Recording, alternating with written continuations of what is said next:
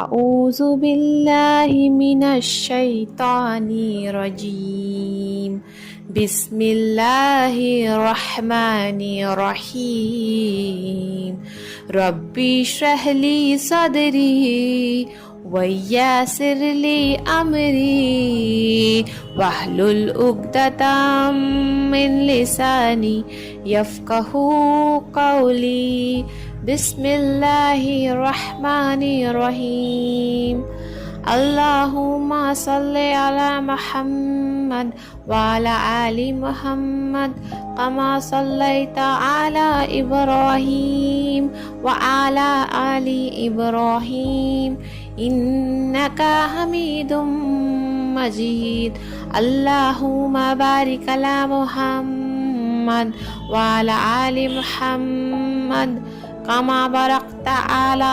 إبراهيم وعلى آل إبراهيم إنك حميد مجيد আসসালামু আলাইকুম ফ্রেন্ডস, আজকে আমি মোরাল টিচিংসে ঈদের দিন কি কি সুন্নাত করতে হয় সেটি বলবো। আজকে আমরা ঈদের দিনের সুন্নাতগুলো জেনে নিই। ঈদুল ফিতরের দিন আমাদের সর্বপ্রথমে তাকবীর দিতে হবে। নবীজি বলেছেন, তাকবীর দিয়ে ঈদের সৌন্দর্যটাকে আরো বেশি বাড়িয়ে তুলো। তাহলে আমাদের প্রথম কাজ কি হবে? তাকবীর দেওয়া। তাকবীরটা কি? আল্লাহু আকবার, আল্লাহু আকবার, লা ইলাহা ইল্লাল্লাহ, আল্লাহু আকবার, আল্লাহু আকবার, ওয়ালিল্লাহিল হামদ। এটার মানে হচ্ছে আল্লাহ সবচেয়ে বড়, আল্লাহ সবচেয়ে মহান, আল্লাহ তাআলা একমাত্র উপাস্যর যোগ্য। তারপরে সুন্নাতটি হচ্ছে সাদাকাতুল ফিতর।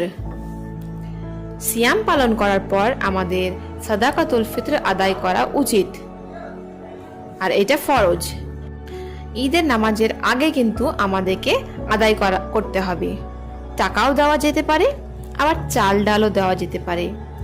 এটা দেওয়ার কারণ হচ্ছে যে মিসকিনরা বা যারা সুবিধা বঞ্চিত তারা ঈদের দিন যাতে পায়েস মিষ্টি খেতে পারে।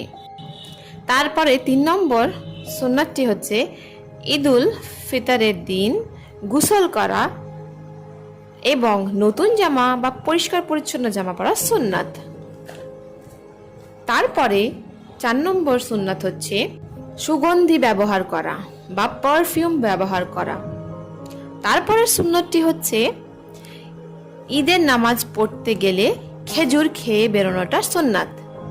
মিষ্টি খাবার খেয়ে ঈদের নামাজ পড়তে যাওয়াটা সুন্নাত। এরপর আরেকটি সুন্নাত হচ্ছে যে এক রাস্তা দিয়ে ঈদগাহার যাওয়া এবং আরেকটি রাস্তা দিয়ে ফিরে আসা, যাতে সব মানুষের সঙ্গে সাক্ষাৎ হতে পারে। আমাদের নবীজিও এটাই করতেন। নেক্সট সুন্নাতটি হচ্ছে নবীজি বলেছেন যে যখন তোমরা ঈদগাহে নামাজ পড়তে যাবে, নারীদেরকে বাচ্চাদেরকে সঙ্গে নিয়ে যাবে। দুর্ভাগ্যবশত আমাদের দেশে সব জায়গায় এই সুযোগ সুবিধাটা গড়ে ওঠেনি, সচেতনতার অভাবে।